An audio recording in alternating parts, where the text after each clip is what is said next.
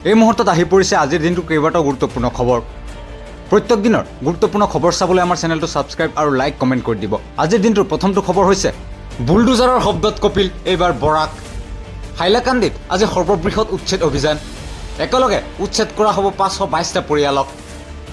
পৰৱৰ্তী গুৰুত্বপূৰ্ণ খবৰটো হৈছে সদনত দাখিল 2026-27 বৰ্ষৰ সাধাৰণ বাজেট, নিৰ্মাণ হ'ব 7টা হাই স্পীড ৰেলৱে কৰিডৰ।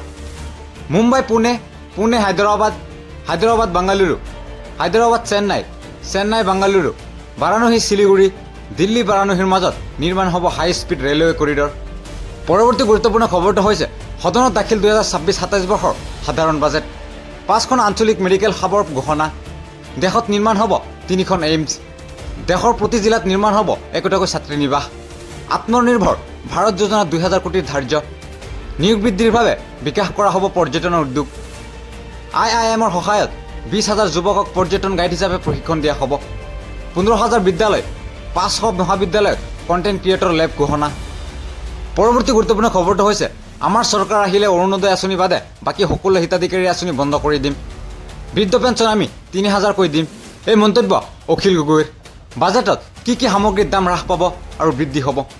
জোতা আৰু কাপোৰৰ দাম কমিব, ৰপ্তানিকৃত কাপোৰ আৰু চামৰাৰ দাম হ্ৰাস পাব, সৌৰশক্তি উৎপাদনৰ সঁজুলিৰ দাম হ্ৰাস পাব, বেটাৰী, মাইক্ৰৱেভ অভেনৰ দাম হ্ৰাস পাব, কৰ্কট ৰোগৰ 17বিধ ঔষধৰ দাম কমিব, 7টা জটিল ৰোগৰ ঔষধৰ দাম কমিব, বিদেশ ভ্ৰমণ সস্তা হ'ব, দাম কমিব CNG, বায়োগেছ, লিথিয়াম বেটাৰীৰ, ইলেক্ট্ৰিক বাহনৰ বেটাৰীৰ দাম হ্ৰাস পাব, ইলেক্ট্ৰিক বাহন আৰু মোবাইল সস্তা হ'ব, বিমান নিৰ্মাণৰ সামগ্ৰীৰ দাম হ্ৰাস পাব, লগতে দাম বাঢ়িব খনিজ সামগ্ৰী, সুৰা, স্ক্ৰিপ সামগ্ৰীৰ। পৰৱৰ্তী গুৰুত্বপূৰ্ণ খবৰটো হৈছে উত্তৰ পূবৰ বাবে কেইবাটাও গহনা বাজেটত, উত্তৰ পূবৰ বাবে 4,000 ই-বাছৰ ব্যৱস্থা, উত্তৰ পূবৰ ধৰ্মীয় ক্ষেত্ৰৰ সংৰক্ষণৰ ওপৰত গুৰুত্ব, উত্তৰ পূবৰ 6খন ৰাজ্যত বৌদ্ধিক চাৰ্কিট নিৰ্মাণ কৰা হ'ব, অৰুণাচল প্ৰদেশ, অসম, মণিপুৰ, ছিকিম, মিজোৰাম, ত্ৰিপুৰাত নিৰ্মাণ হ'ব এই চাৰ্কিট, অসমৰ অগৰু খেতিৰ উন্নয়নৰ বাবে বিশেষ আঁচনি লোৱা হ'ব, তেজপুৰৰ আঞ্চলিক মানসিক স্বাস্থ্য প্ৰতিষ্ঠানক উন্নীতকৰণৰ প্ৰস্তাৱ, কেন্দ্ৰীয় মানসিক স্বাস্থ্য প্ৰতিষ্ঠানলৈ উন্নীতকৰণৰ সিদ্ধান্ত। পৰৱৰ্তী গুৰুত্বপূৰ্ণ খবৰটো হৈছে AJPৰ পৰা পদত্যাগৰ সিদ্ধান্ত সম্পাদক তথা মুখপাত্ৰ জিয়াউৰ ৰহমানৰ। বিগত দুমাহ ধৰি দলৰ দায়িত্বৰ পৰা আঁতৰি আছিল জিয়াউৰ ৰহমান, দলৰ নেতৃত্বৰ পৰা অসন্তুষ্ট হৈ আছিল জিয়াউৰ ৰহমান।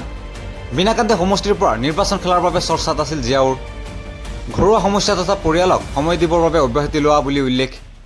আমি অসম চৰকাৰৰ বৰ্তমান চলি থকা যিমানবিলাক আমাৰ বেনিফিচাৰী স্কিম আছে, সেই বেনিফিচাৰী স্কিমবিলাকৰ ভিতৰত অকল এটা বেনিফিচাৰী স্কিমে আমি ৰাখিম, সেইটোৰ নাম হ'ব অৰুণোদয়। অৰুণোদয়টো আমি ৰাখিম, কিন্তু এতিয়া চৰকাৰখনে কিছুমান মহিলাক অৰুণোদয় দিছে, কিছুমানক দিয়া নাই।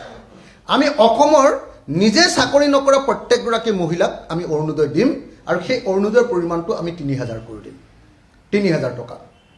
আমি অৰুণোদয় কণ্টিনিউ ৰাখিম, ইয়াক 3,000 টকালৈ পৰিণত কৰিম, আৰু অৰুণোদয় 3,000 টকালৈ পৰিণত কৰাই নহয়, লগতে কি কৰিম যে প্ৰত্যেকগৰাকী মহিলাই যাতে অৰুণোদয় পায় সেইটোৰ ব্যৱস্থা কৰিম, লগতে ফিজিকেলি চেলেঞ্জ, থাৰ্ড জেণ্ডাৰ আৰু 65 বছৰৰ ওপৰৰ যিবিলাক মানুহে বৃদ্ধ পেঞ্চন পায়, প্ৰত্যেকটো বৃদ্ধ পেঞ্চনৰ পৰিমাণ আমি 3,000 টকা কৰিম।